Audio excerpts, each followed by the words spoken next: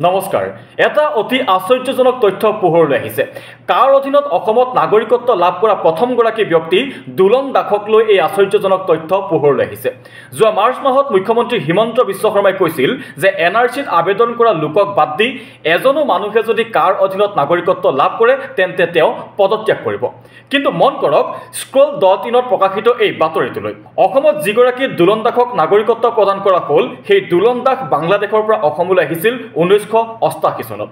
দুলন দাস বৰ্তমান শিলচৰৰ বাসিন্দা তেওঁ পত্নী আৰু দুটা সন্তানৰ সৈতে বসবাস কৰে শিলচৰ টাউনত আৰু এই দুলন দাসেই যোৱা বুধবাৰে নাগৰিকত্ব লাভ কৰে প্ৰথমে শুনিলক মুখ্যমন্ত্ৰী হিমন্ত বিশ্ব শৰ্মাই যোৱা মাৰ্চ মাহত কি কৈছিল এজনো যদি নতুন মানুহ সোমাই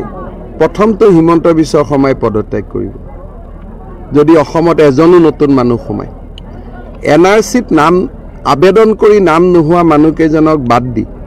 এজনো যদি নতুন মানুহ সোমাই প্ৰথম মোৰে গ্যাৰেণ্টি কাৰণ মইতো এখন অসমৰে সন্তান এয়া আছিল মুখ্যমন্ত্ৰী ডক্টৰ হিমন্ত বিশ্ব শৰ্মাৰ মন্তব্য এই মন্তব্য আছিল যোৱা মাৰ্চ মাহৰ কিন্তু এনআৰচিত আবেদনৰ প্ৰক্ৰিয়া কি আছিল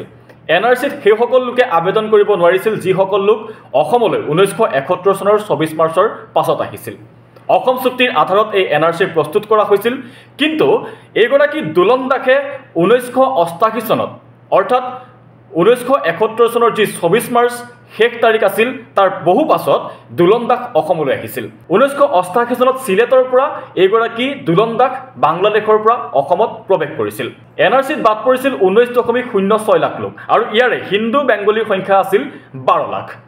মুখ্যমন্ত্ৰী হিমন্ত বিশ্ব শৰ্মাই কৈছিল যে এনআৰচিত আবেদন কৰা লোকক বাদ দি এজনো লোকে যদি নাগৰিকত্ব লাভ কৰে তেন্তে তেওঁ পদত্যাগ কৰিব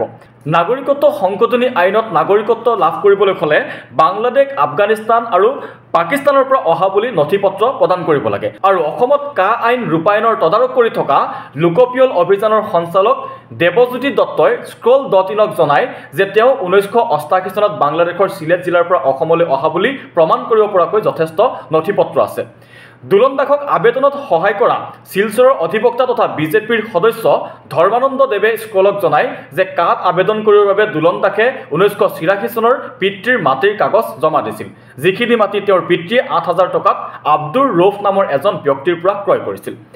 এয়া হৈছে অসমত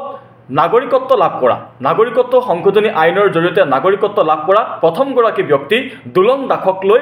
এক চাঞ্চল্যকৰ তথ্য মুখ্যমন্ত্ৰী হিমন্ত বিশ্ব শৰ্মাই স্পষ্টকৈ কৈছিল যে এনআৰচিত আবেদন কৰা লোকক বাদ দি এজনো মানুহে যদি কাৰ অধীনত নাগৰিকত্ব লাভ কৰে তেন্তে তেওঁ পদত্যাগ কৰিব কিন্তু 1988 চনত অহা দুলন দাসৰ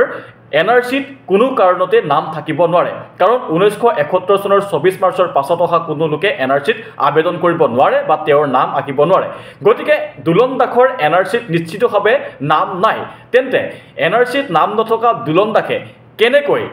অসমত নাগৰিকত্ব লাভ কৰিলে সেইটো হৈছে এই মুহূৰ্তৰ আটাইতকৈ ডাঙৰ প্ৰশ্ন মুখ্যমন্ত্ৰী ডক্টৰ হিমন্ত বিশ্ব শৰ্মাই যি কথা কৈছিল সেই কথা আজি মিছাত পৰিণত হ'ল ইয়াৰ পাছত মুখ্যমন্ত্ৰী হিমন্ত বিশ্ব শৰ্মাৰ প্ৰতিক্ৰিয়া কি হ'ব ইয়াৰ পাছত মুখ্যমন্ত্ৰী হিমন্ত বিশ্ব শৰ্মাই তেওঁ কোৱাৰ দৰে পদত্যাগ কৰিবনে এনআৰচিত আবেদন কৰা লোকক বাদ দি এজনো লোকে যদি নাগৰিকত্ব লাভ কৰে তেন্তে তেওঁ পদত্যাগ কৰাৰ কথা আছিল কিন্তু এতিয়া এনআৰচিত আবেদন নকৰা লোকে অসমত নাগৰিকত্ব লাভ কৰাৰ বাতৰি স্ক্ৰল .inত প্ৰকাশ পাইছে